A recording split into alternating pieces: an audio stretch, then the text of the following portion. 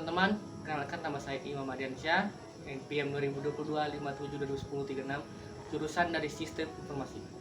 Salam, perkenalkan nama saya Mili Nusenda, NPM 2022-57-20-10-30 dari jurusan Sistem Informasi. Assalamualaikum warahmatullahi wabarakatuh. Hai ibu dan teman-teman, perkenalkan nama saya Fakir Rosidin, NPM 2022-57-20-10-44 dari jurusan Sistem Informasi. Di sini kami dari kelompok 4 mengangkat tema personalia, organisasi, dan motivasi. Yang pertama, penyusunan personalia organisasi. Sumber daya terpenting dalam organisasi adalah sumber daya manusia. Orang-orang yang memberikan bakat, kreativitas, dan usaha mereka kepada organisasi. Proses penyusunan personalia atau staffing processing adalah serangkaian kegiatan yang dilaksanakan terus-menerus untuk menjaga pemenuhan kebutuhan personalia organisasi dengan orang-orang yang tepat dalam posisi-posisi tepat dan pada waktu yang tepat. Yang kedua, langkah-langkah proses penyusunan personalia. Pertama, perencanaan sumber daya manusia. Kedua, penarikan. Ketiga, seleksi. Keempat, pengenalan dan orientasi. Kelima, latihan dan pengembangan. Keenam, penilaian pelaksanaan kerja. 7, pemberian balas jasa dan penghargaan. 8, perencanaan dan pengembangan karir atau promosi, demosi, dan lateral.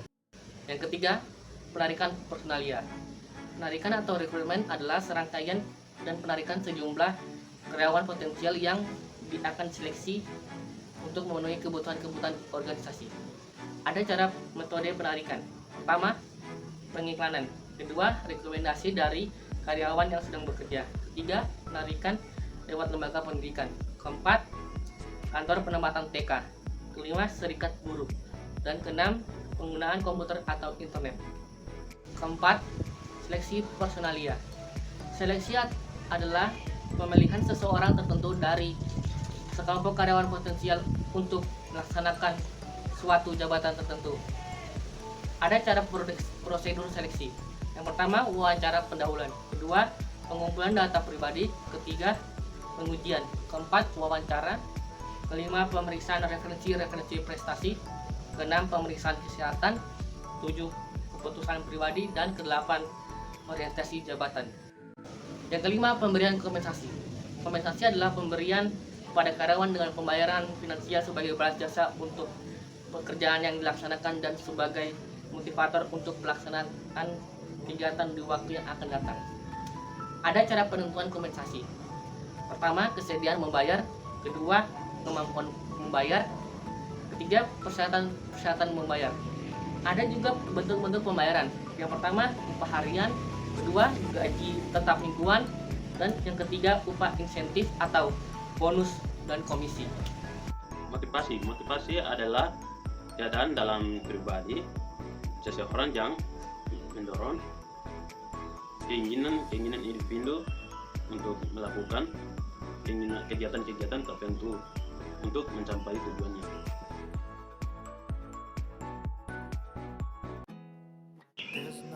Teori hierarki kebutuhan dari Maslow, dari tingkatan tertinggi hingga tingkatan terendah. Yang pertama adalah kebutuhan aktualisasi diri dan pemenuhan diri dengan contoh penggunaan potensi diri. Yang kedua, kebutuhan harga diri dengan contoh status atau kedudukan, prestasi penghargaan, dan kehormatan diri. Dan yang ketiga, kebutuhan sosial dengan contoh cinta dan persahabatan.